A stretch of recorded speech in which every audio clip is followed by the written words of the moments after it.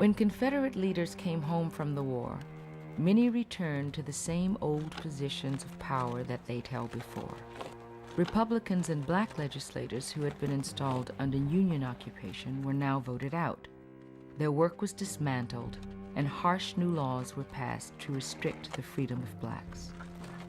More and more, the new reconstructed Louisiana was starting to look an awful lot like the old one. Whenever you ask a group of people to change,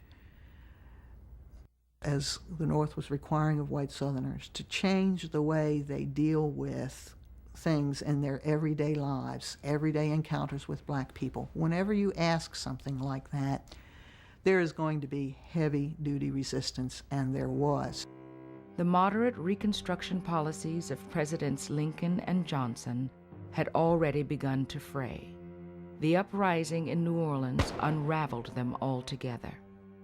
The 1866 riot is extremely important in shaping what happens in Reconstruction, because many in the North are watching Louisiana and the other southern states, seeking signs that the former Confederates had accepted the reality of defeat.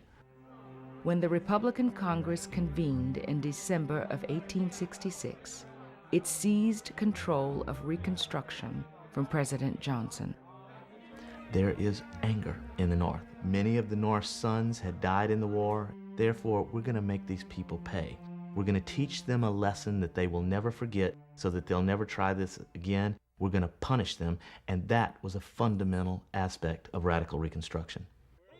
Retribution aside, Northern Republicans also feared that the rights and even the lives of Southern Unionists and freedmen were in danger of being extinguished. Once again, Louisiana found itself under martial law and occupied by the Union Army.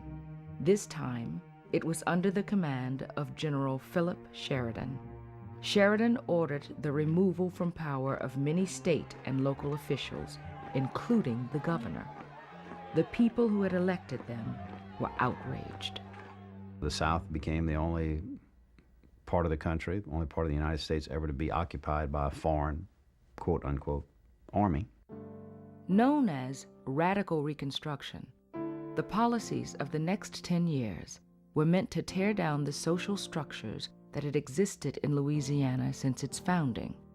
To establish this, Louisiana would need a new constitution, one that granted black men the right to vote. The Constitution of 1868 was probably one of the most far-reaching and liberal constitutions to be introduced in America at that time. The black voters came from the quarters, from the cane fields, the cotton fields.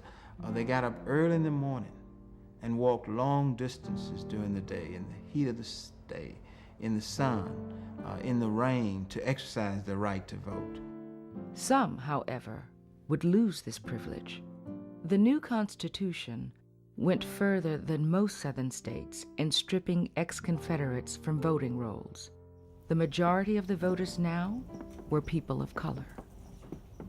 They were assisted by a large influx of northern white men called carpetbaggers who came down to the South to take advantage of the depressed economic conditions that existed here.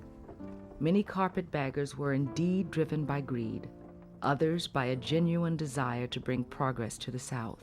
And for still others, those two motives were entirely complementary.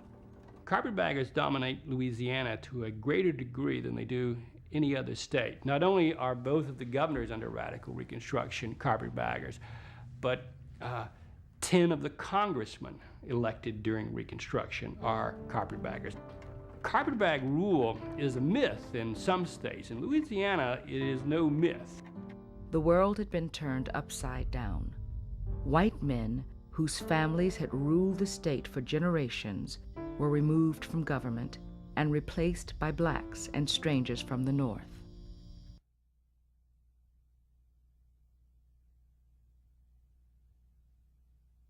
White men must understand how the time has changed. We now have the ballot to use in our own behalf. We have more than the ballot. We compose a majority in the state. The colored masses are the masters of the field. When the Louisiana legislature assembled in 1868, it was different from any other in the state's history before or since. Almost a third of the House of Representatives and nearly 1/5 of the Senate were black.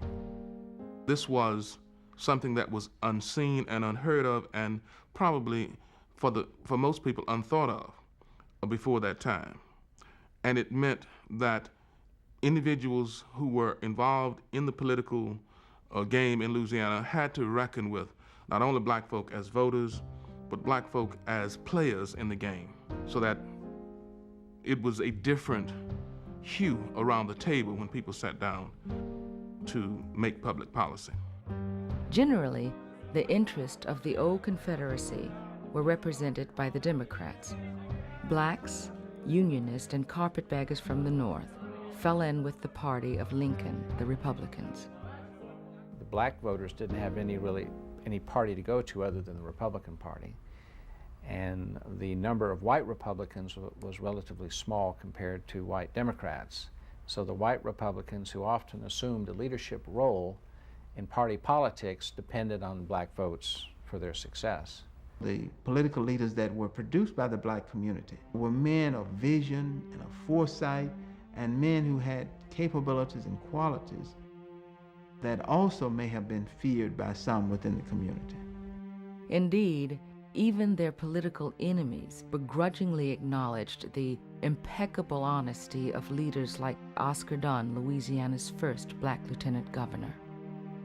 Their boss, on the other hand, did not enjoy such a squeaky clean reputation. If there were anyone who came close to being a true carpetbagger, the old idea of, an adventurer, of coming from the North to the South to take advantage of the people during a time of distress, Warmoth fits that description pretty well. As a young lieutenant colonel in the Union Army, Henry Clay Warmoth had served in New Orleans during the occupation. The Army eventually left. Warmoth didn't. Instead, he decided to stay in Louisiana to seek his fortune. Within 3 years, he'd found it. Warmoth was elected governor of Louisiana at age 26. It was a job few men would have wanted.